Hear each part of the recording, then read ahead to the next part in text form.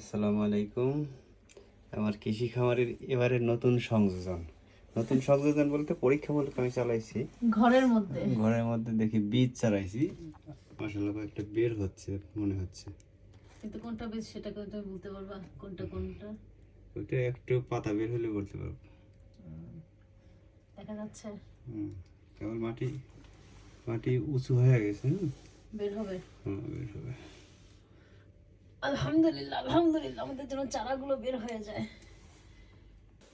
চিন্তা করেন, এই চিপাচিপি বাসার মধ্যে জায়গা নাই, ঘরের মধ্যে যে নিচে ঘরের নিচে ফ্লোরে অনেক জায়গা, বাট এখানে লাগায় রাখবো যে বাচ্চাদের ভয়ে রাখতে পারি না।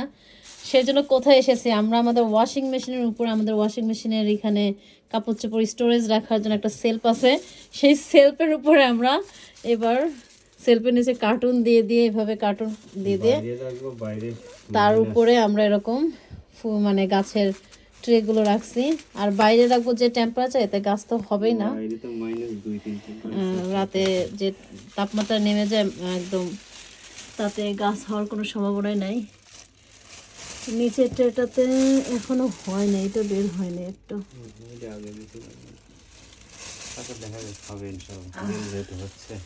উপরেরটাতে হয়েছে, দেখেন কি হবে আমাদের স্মার্ট কৃষক। একেই বলে স্মার্ট কৃষক, আমি এমনি কই না যে এটা সব স্মার্ট কৃষক। স্মার্ট কৃষকের প্ল্যান কি? ও বাবা গো, আমাকে ধাক্কাতে ফেলা দিতেছ।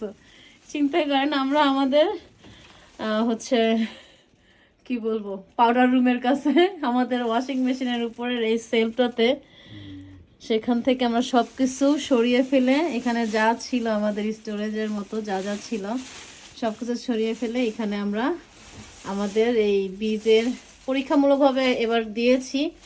আশা রাখি নেক্সটে যদি এরকম হয় আমরা আরও করব ইনশাল্লাহ। এখানে 2টা ট্রে দিয়েছি, এখানে প্রায় 90টার মতো গাছের চারা দেওয়া হয়েছে, তাই না? একটা তো 45টা করে গাছ আছে, মানে টব আছে ছোট ছোট। এখানে প্রায় 90টা গাছ, বিভিন্ন জাতের গাছের চারা দেওয়া হয়েছে।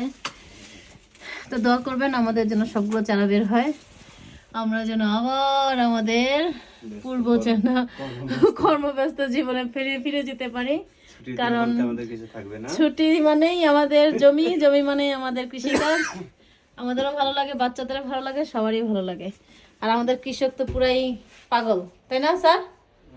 আপনি কিরকম পাগল একটু দেখান।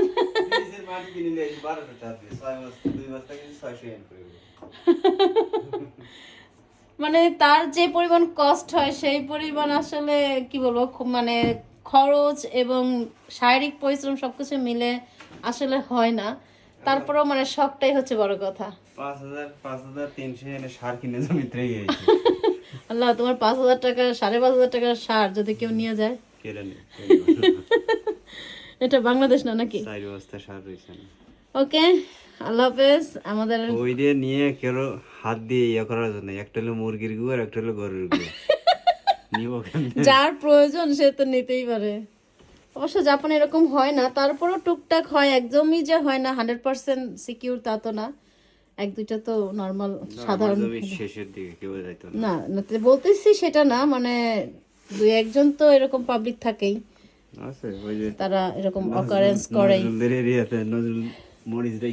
নজরুলদের মরিচ চুরি হয়েছিল।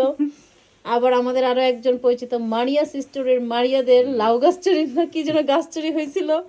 এরকম টুকটাক খবর তো হয়, তার মাঝে আলহামদুলিল্লাহ আমাদের তেমন কিছু পর্যন্ত হয় নাই। আশা করি যেন না হয়। আমাদের এখানে ফরেনার বলতে আমরাই।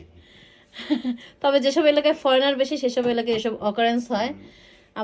আমাদের জমিতে ফরেনার বলতে আমরাই, আর মনে হয় কিছু চাইনিজ আছে, আমাদের থেকে অনেক দূরে। আর ওদের সাথে আমাদের সবজি মিলে না, ওরা আমাদের সবজি খাবে না ধরতে, আমরা আশা করি। যাই হোক, আল্লাহ হাফেজ। দেখেন